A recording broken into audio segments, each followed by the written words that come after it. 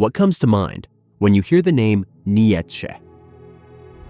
A philosopher who inspired Nazism, a madman who embraced a horse on a square in Turin, or an apostle of strength and contempt for the weak. But here lies the paradox. Nietzsche never wrote a book called The Will to Power. It simply does not exist. This book is a phantom assembled from scattered notes by his sister and by publishers. A phantom that for decades eclipsed the real Nietzsche, not a builder of systems, but an explosion of thought. Today, I will show you how this phantom came into being, why it turned Nietzsche into the ideologue of what he despised, and what, in fact, is concealed behind the words will to power. This is the story of how philosophy was stolen and how we still live in its distorted shadow.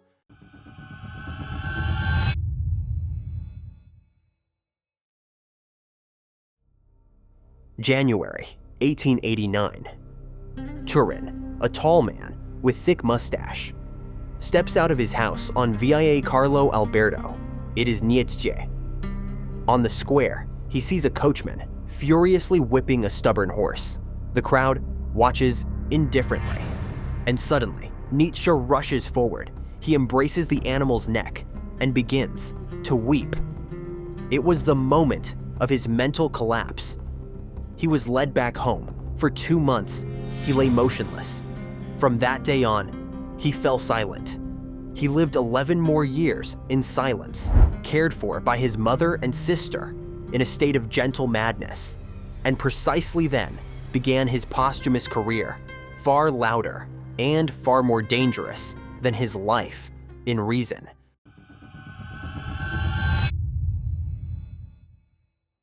Here steps onto the stage Elisabeth Förster Nietzsche, a woman with a biography worthy of a novel.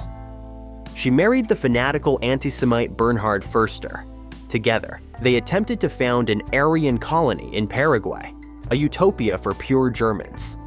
The project failed.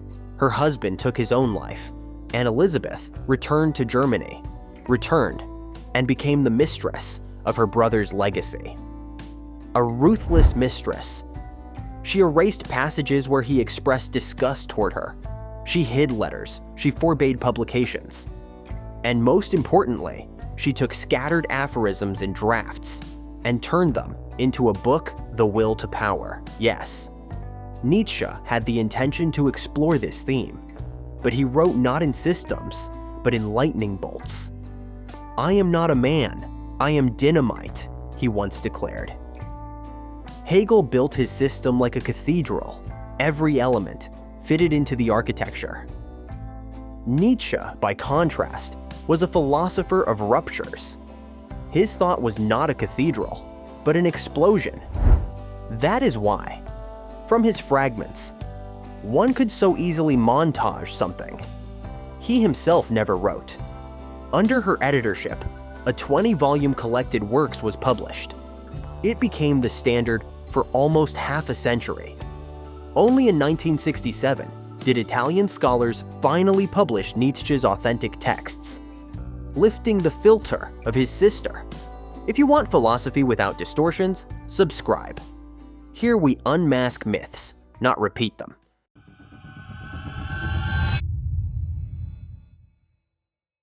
Friedrich Nietzsche died in 1900. He could not have known either Hitler or the Nazis, but his name was drawn into a history to which he himself would have been utterly alien. And once again, Elisabeth appears on stage. In the 1930s, she openly supported National Socialism. Hitler himself visited her archive in Weimar 3 times. Photographs show him standing beside Nietzsche's bust as if the Führer were receiving a benediction from a philosopher who despised the state. In 1934, at the funeral of Reich President Hindenburg, 3 books were placed in the coffin: Nietzsche's Thus Spoke Zarathustra, Hitler's Mein Kampf, Rosenberg's Myth of the 20th Century, the symbolic alliance was sealed. For her services, Elisabeth received a lifelong pension from Hitler. And here lies the tragic paradox. The philosopher who wrote, "The state is the coldest of all cold monsters," was turned into the ideologue of a state he would have despised most of all.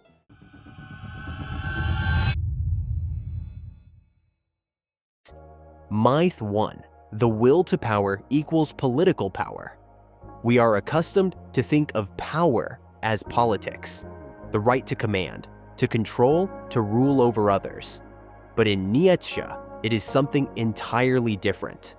And here lies the chief myth, as if the will to power were about political domination. This is merely a substitution of categories. Political power over is only one among many phenomena, whereas Nietzsche's will to power is the principle of life and becoming. It operates on several levels. Ontological level. The world is not composed of substances and goals, but of interwoven forces, their relations, their tensions. In his late notebooks, Nietzsche describes the world as a monster of energy without beginning or end, where nothing is added or subtracted, only reconfigured. Nachlass, fragment 1067. The will to power is not a thing, not a metaphysical essence.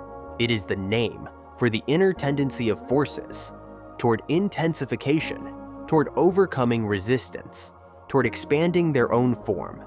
This is an anti-substantialist, Heraclitean vision, becoming without ultimate ground. Psychophysiological level. Life is interpretation. Every instinct assimilates, transforms, appropriates. Knowledge, too, is an act of power, a way of imposing order on chaos, for the sake of growth. Hence perspectivism. The fact is always tinted by the viewpoint and interest of the force that perceives it. Strong interpretations. Multiply life's possibilities. Weak ones. Cling to stagnation. Aesthetic ethical level. The highest form of the will to power is the gift of shaping. To impose upon becoming the character of being, late Nietzsche, means to give chaos a style. In this sense, the artist, who risks himself for a new form, expresses the will to power more profoundly than the politician, who multiplies administrative control. For Nietzsche, strength is above all self-mastery, the capacity to bind life's excess into form, to endure pain, and to transfigure it into the ornament of fate. Politics as derivative, state power over, is a crude reactive discharge, more often a symptom of fear and the instinct for preservation. Nietzsche is severe toward the state because he sees in it a culture of domestication and discipline, whereas the will to power is a culture of creation and selection. Contrast with Darwinism. Nietzsche does not contest natural selection itself, but its reduction to mere survival. For him, the driving force of life is not adaptation, but Überfülle, superabundance, the striving to go beyond itself. Growth, invention, elevation of rank. A life that only adapts is already half decay. A life that revalues is ascent, existential trial. The will to power is tested by amor fati, an eternal recurrence. Will you be able to say yes to your form, seriously and forever, to live it again and again? This is not the right to command others, but the courage to give form to oneself and to the world, as far as one's breath will carry. Conclusion. To identify the will to power with political authority is to reduce the ontology of forces and the ethics of creation to the sociology of domination. Political domination is but one and the lowest mode of discharge. For Nietzsche, the essential point is the disclosure of potency that creates values and styles, not the multiplication of subjects.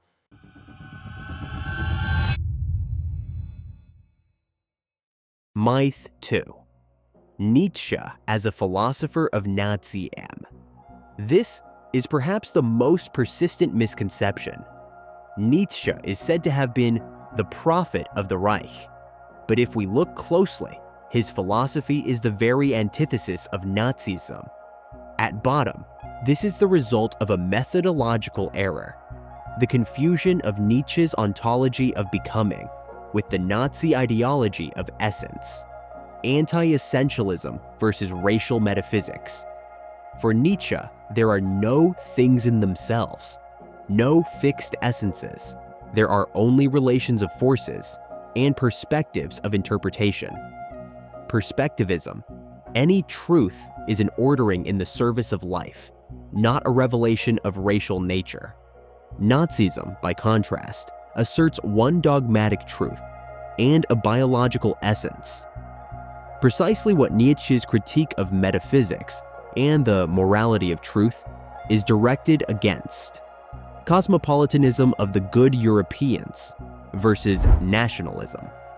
Nietzsche saw himself and the philosophers of the future as gute Europäer, beyond nations, beyond their ressentiment and tribal idols. The nation is one such idol, and the state, the coldest of all cold monsters. Thus spoke Zarathustra on the new idol. This is not the rhetoric of a Reich ideologue, but the stance of one who ranks above national cults. Will to power does not equal mass domination. For Nietzsche, the will to power is form-giving, elevation, life's abundance, the ability to impose style upon chaos. For Nazism, it is the mobilization of the masses, discipline, unification. What Nietzsche would call the herd instinct is raised by Nazism into a cult, an ideology that demands the dissolution of the individual into the collective, is, in essence, anti-NIETZSCHE'An, revaluation of values versus ressentiment. Nietzsche diagnoses slave morality and ressentiment as a reactive, vengeful machine of valuation. Nazism is a textbook case of ressentiment. It transfigures weakness into accusation of the other. It produces morality through the enemy. Nietzsche seeks affirmative force, amor fati, eternal recurrence. Nazism seeks reactive discharge, Übermensch as task, not ethnos. This error persists, even today. Nietzsche's phrase, "man is something that shall be overcome," is a formula of individual transformation, the creation of new values after the death of God. It is an existential and aesthetic program, not an anthropology of blood. To reduce it to ARYAN is to exchange the vertical of spiritual rank for the horizontal of passport markers. On Nietzsche's dangerous words, Zucht, Rang, Züchtung. Yes, his language contains terms of breeding, rank, selection. But in Nietzsche, these are cultural and spiritual distinctions, forms of life, taste, strength, style, not racial eugenics. He writes as a psychologist and an aesthete, not as a biologist. To read these terms through the biopolitical prism of the 20th century is pure anachronism. Direct polemics and ruptures. Nietzsche breaks with Wagner precisely over nationalism, Christian decadence, and anti-Semitism. Nietzsche contra Wagner. In his letters, he calls anti-Semitism shameful and vulgar. His cultural ideal, a supranational Europe of mixture and refinement, not purity of blood. Conclusion. A correct reading of Nietzsche dismantles the very foundations of Nazism, its racial metaphysics, its cult of the state, its moralism of ressentiment, its depersonalization of the individual. The Nazi appropriation is not the logical consequence of Nietzsche. It is the symptom of a reactive reading, a reading that substitutes the ontology of forces with the sociology of domination. That replaces the aristocracy of spirit with tribal rhetoric. What do you think? Was Nietzsche doomed to be misunderstood, or can we still rescue his voice? Share your thoughts below.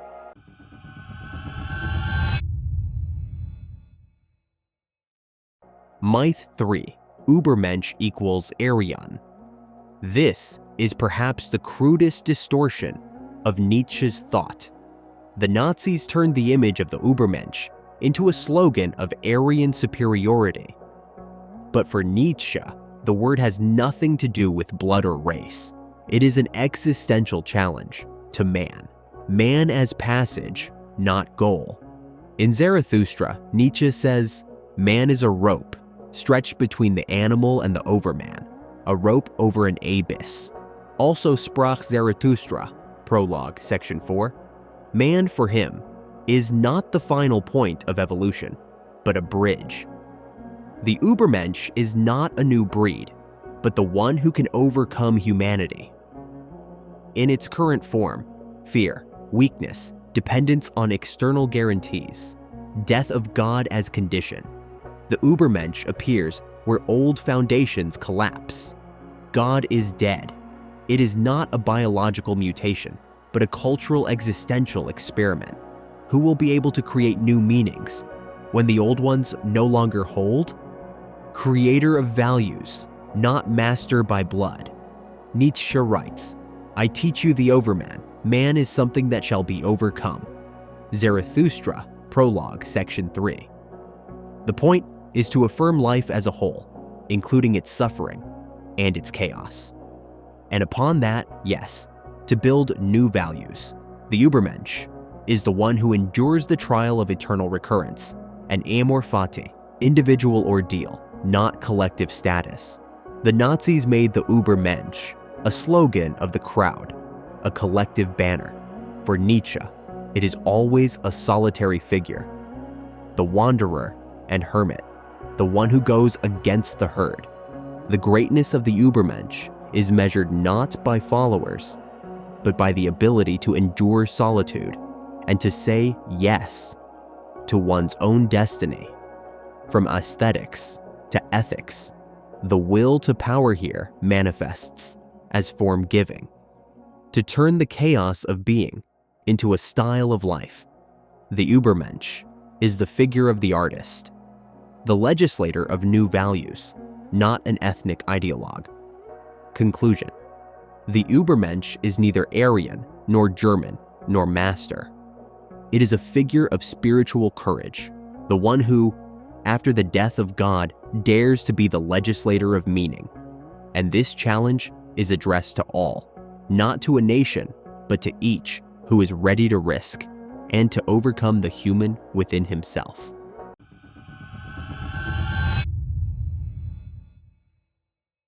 Myth 4. The will to power equals cult of force. The Nazis turned the will to power into a slogan of brute force, an apology for domination and violence. But for Nietzsche, force is not physical might, not the right to oppress, but the ordeal of spirit and its capacity for affirmation, strength as affirmation, not suppression. For Nietzsche, strength is not power over another. It is the ability to endure oneself, one's chaos, one's suffering. True might is revealed not in crushing the weak, but in being able to say yes to one's own being in all its contradictions. Amor fati, the highest form of strength. Nietzsche writes, "My formula for greatness in man is amor fati, not to wish anything to be different, not forward, not backward, not in all eternity. Exe homo."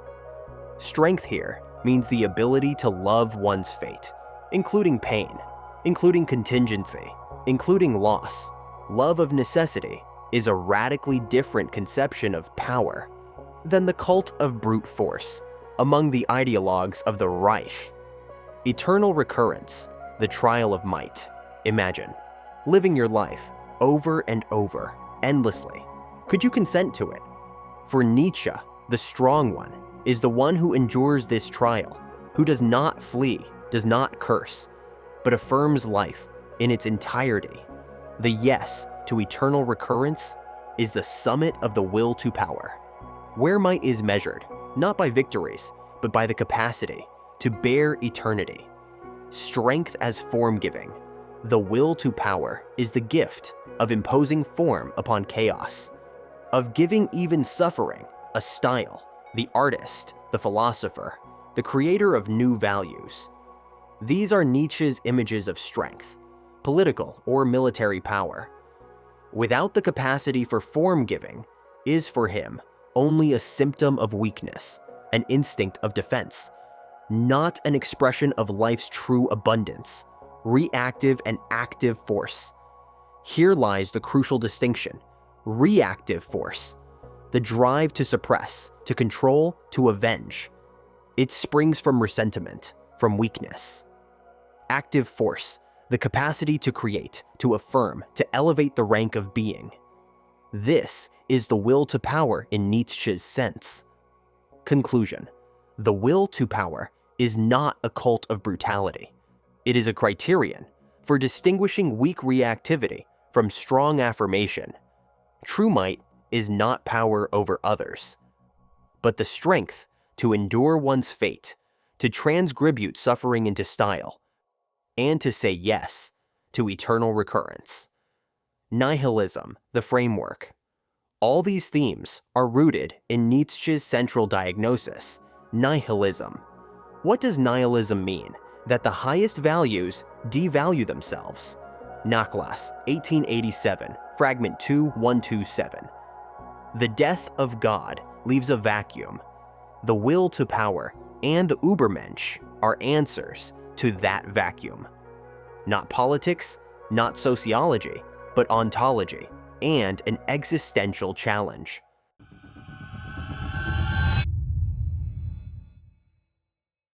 The modern dimension. Today, we are accustomed to understanding power through administration, ratings, likes, algorithms of control. But in Nietzsche's perspective, all this is only reactive forms of force, mechanisms of discipline, of the sort Foucault described, power as a network of norms and surveillance. Heidegger, The Will to Power and the History of Being, Seinsgeschichte. Heidegger saw Nietzsche's formula as the culmination of metaphysics, the will to power as the subject's will, to a total securing of being. For him, it was not merely a philosophical category, but an epical mode of disclosure of being, modernity, as technological orientation, where everything is turned into resource. Yet precisely this critique shows that Nietzsche forced philosophy to confront the question, what is the fate of being in an epoch dominated by the will to power? Benjamin, Myth and History. In Critique of Violence and the Theses on the Philosophy of History, Walter Benjamin distinguished mythical power, which asserts order through violence, from divine power, which ruptures myth and opens a new horizon. Here one hears a Nietzschean motif. The will to power need not mean consolidation of domination. It can be an explosion of form, a rupture with the inertia of history. The Übermensch, in this sense, is the figure who shatters myth and opens history as possibility. Arendt, Vita Activa and Totalitarianism. Hannah Arendt showed how totalitarianism turns people into a mass and converts strength into an impersonal apparatus. For her, genuine power lies in action and speech, in the capacity for the joint creation of a world. Vita Activa. And here again, Nietzsche resounds, the will to power is not in the mechanism of domination, but in the emergence of the new. Through action and speech, to create a space of meaning, rather than dissolve into the herd. From Nietzsche to Foucault. Michel Foucault directly inherits Nietzsche's project. In his genealogy of morality, he finds a method for analyzing power as a process, rather than a structure. For Foucault, power is not a center, not a sovereign. but distributed relations of force that produce subjectivity. This is the continuation of Nietzsche's insight. Life has no foundation. It is interpreted through power force. Deleuze, the productivity of force. Gilles Deleuze perhaps gave the most radical reading of Nietzsche. He wrote, "The will to power is not a desire for power, but the differential element of forces." For Deleuze, force is positive production, the capacity to multiply possibilities. In this key, art, philosophy, even science, are purer manifestations of the will to power than war or politics. The contemporary challenge, technology and algorithms. In the digital world, power manifests in algorithmic forms of control. But if we think in Nietzschean terms, this is only the reactive side.